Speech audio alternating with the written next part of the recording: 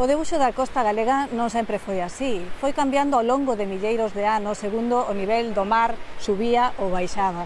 Chegou a estar tan baixo que se podía cruzar camiñando de Vigo a Cangas polo fondo mariño da ría.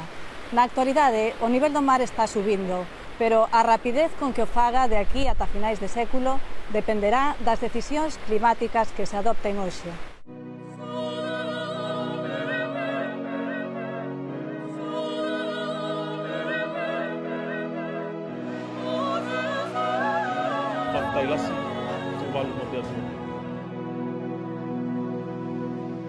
Adeus, señores, estámonos afundindo.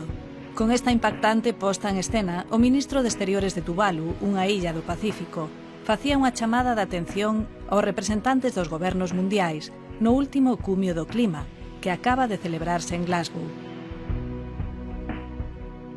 É un claro exemplo do cambio climático, no sentido de que hai unha serie de países no mundo que generan o problema e hai outros que o sufren. Como está falando agora desa illa no Pacífico, que é un país que vai desaparecer e non é o único, é un exemplo dos moitos atolós, eses pequenos países do Pacífico que non generan queima de combustibles fósiles, pero son os que máis o están sufrindo. É dicir, este é un problema global, é un problema que hai que corrixir a nivel global. Por exemplo, unha subida do nivel do mar nun país civilizado, pois é correxible, pois faz un muro, levantas a infraestructura que estaba baixa, pero nun país pobre do terceiro mundo e que non teña nin recursos siquiera para afrontar ese problema. El 10% de la población mundial vive entre 0 y 10 metros por encima del nivel del mar actual. Y sabemos, por estudios del pasado, que el nivel del mar, cuando la temperatura era más o menos la que tenemos hoy, en los niveles de CO2 era más o menos lo que tenemos hoy, en la atmósfera el nivel del mar subió de 5, 10, 15 metros. Entonces, imaginad que casi 1.000 millones de personas van a ser afectadas de esto a nivel global, y a nivel de España van a ser 4 millones de personas, es decir, y Galicia aún más. La población de Galicia está muy concentrada hacia la costa.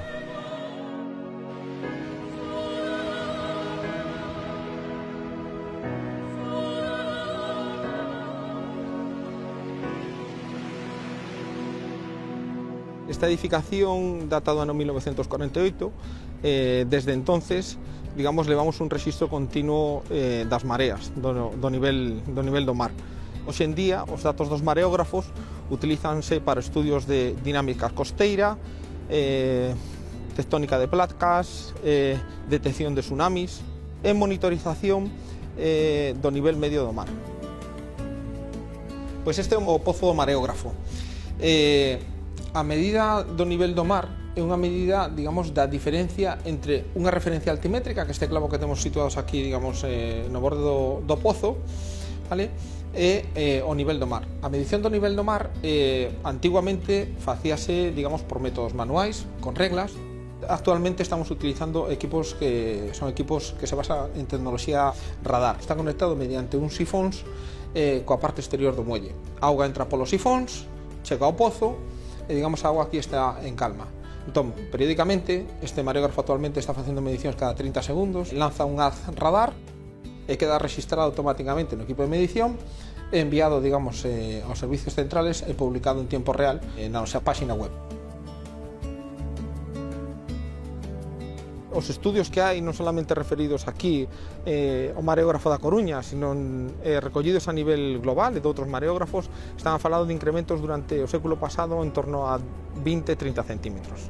O que sí vimos observando nos desde o ano 2000 é que se está producindo, digamos, un aumento do nivel medio do mar neste mareógrafo en torno a 1,9 milímetros de media anual.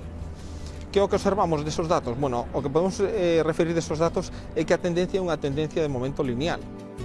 Parte do noso traballo a futuro é, digamos, observar se esa tendencia que falamos de incremento do nivel medio do mar, que de momento é unha tendencia lineal, sufre algún cambio. En algún momento prodúcese un incremento repentino, digamos, dese aumento do nivel medio do mar.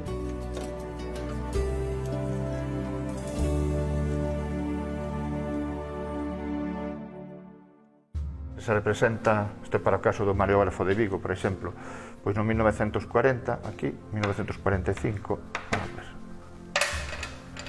1945, e aquí podemos poñer o 2020, e aquí xa máis hacia lá, pois o 2100. Digamos que hasta aquí é o período no que hai rexistro de datos, non? E o que vemos é pois, un aumento do nivel do mar que prácticamente é lineal, empeza a coller un pouco de curvatura a partir de principios do século XXI. Pero a previsión xa a partir de agora é que ese incremento, en vez de ser máis ou menos lineal, xa vai a ser prácticamente exponencial. Entonces aquí estamos falando, a esta altura, de que estamos 18 centímetros por encima do nivel do mar, mentras que xa no 2100 xa estamos falando de 100 centímetros. Vale? Todo por qué? Precisamente por esta aceleración da queima de combustibles fósiles, porque cada vez somos máis, cada vez queremos máis cousas, non? E entonces pois cada vez se consumen máis combustibles fósiles.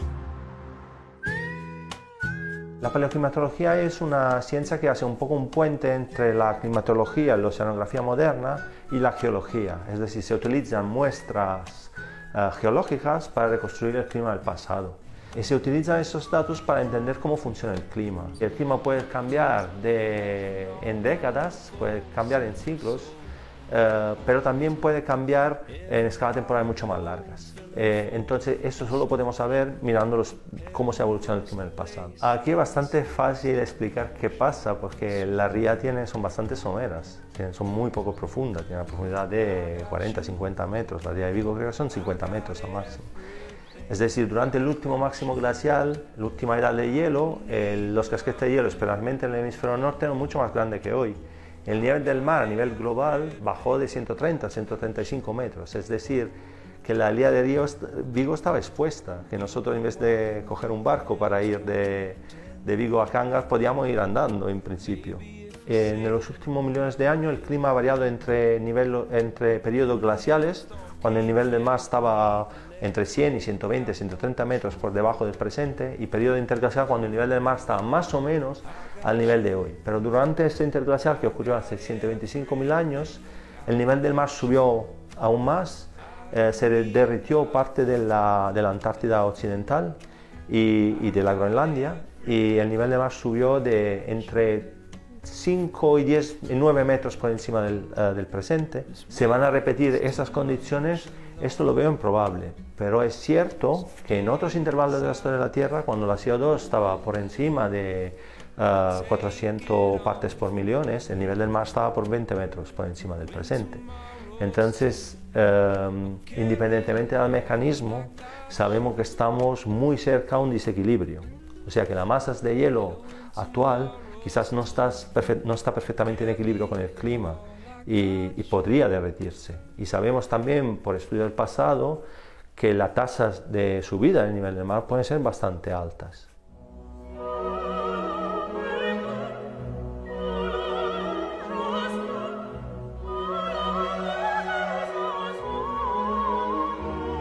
As zonas así máis vulnerables son as illas, son as praias, e tamén son pois algunhas infraestructuras cercanas á costa. Eu sempre poño como exemplo esta carretera que une a cidade de Pontevedra con Marín, que é unha carretera que vai a pé de costa. Esa carretera, cando chegan os temporales de inverno, moitas veces as ondas sobrepasan a carretera e realmente o tráfico por aí faise peligroso, incluso teñen que cortala e desvíente por outro lado. Pois ora pensa o que pode pasar se o nivel do mar, en vez de estar onde está agora, está, por exemplo, dentro de 100 anos ou a fin de século, 1 metro por encima. Eso significa que ondas que hasta ahora non sobrepasarían a carretera, nese momento sí que o farían. E se ao mellor este problema telo agora 3 ou 4 días no inverno, pois dentro de 50 ou 60 anos podelo ter, ao mellor, pois a mitad do inverno. A xente, por exemplo, di, eu nunca recordo que isto, por moito que chovera, por moito que fortes que foran as ondas, nunca chegou o mar aquí. Sin embargo, pois hai xente que di, esta é a primeira vez na miña vida que o mar chega aquí. E a historia é precisamente esa, non é que nos vayamos a quedar sumerxidos, e non pola subida do nivel do mar. A historia é que eventos que nunca ocurrían antes ahora teñen certa probabilidade de ocurrir.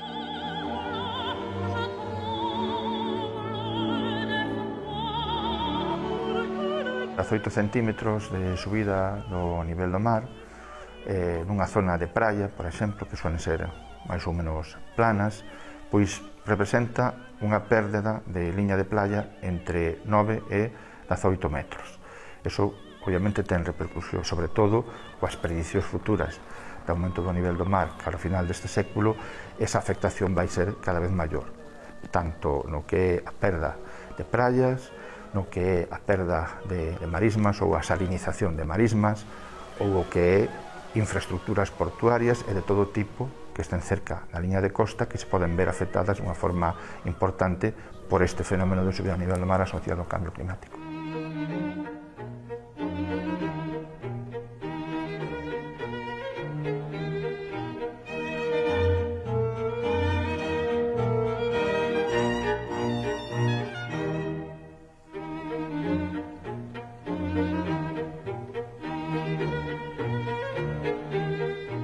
Bueno, estamos na Casa do Mapa da Coruña. Aquí temos o antigo mareógrafo que estuvo instalado durante varias décadas nunha bancada que situada xusto encima do pozo do mareógrafo. Este trazador iba señalando, na medida en que iba xirando o tambor, iba señalando sobre o papel milimetrado o rexistro das mareas. Isto que constitúe actualmente, digamos, o conxunto fundamental de datos que temos no Archivo Nacional sobre as mareas.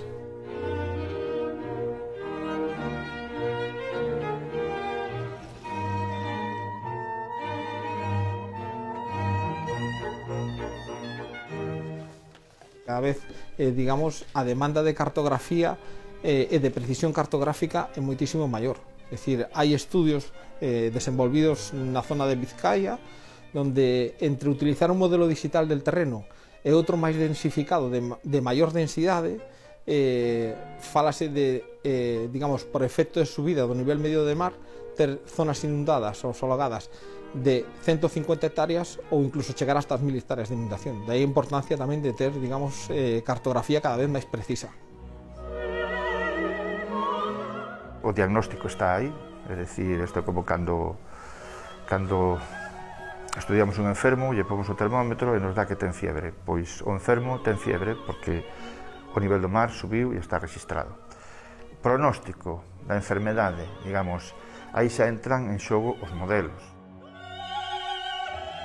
O que é máis complicado é saber como vai ser o noso mundo daqui ao 2100, por exemplo. Cantos vamos a ser, os países que hoxe están en vías de desenvolvemento van a estar máis desenvolvidos, vamos a seguir queimando combustibles fósiles á mesma taxa que agora ou non. É dicir, esa é a incertidumbre máis grande, ser capaces de decir como vamos a ser daqui ao final deste século. Pero en todo caso, todos os modelos, en todas as situacións que se plantexen, sempre nos din que o nivel do mar vai seguir subindo. Frenarla es prácticamente imposible. O sea, lo que ocurrirá hasta el final del siglo, hasta el 2100, no se puede cambiar. Es decir, el sistema ya está empezando a responder a las condiciones climáticas que tenemos, pero sí lo que podemos hacer es intentar de evitar las consecuencias a largo plazo, porque los casquetes de hielo tienen un volumen enorme. Imagínate que si Antártida se derrite todo, el nivel del mar mundial sube de 60 metros. Eso nos implica que la respuesta de una masa tan grande es bastante lenta. Pero también sabemos de datos geológicos y paleoclimatológicos que una vez que empieza a derretirse puede ir muy rápido. Puede subir de 4 metros por siglo. É certo que é unha predicción e, por lo tanto, hai que tomala como tal, pero hai que tomala en serio, porque incluso nas situacións menos dramáticas sempre resulta, ou todos os modelos nos din que o nivel do mar vai subir.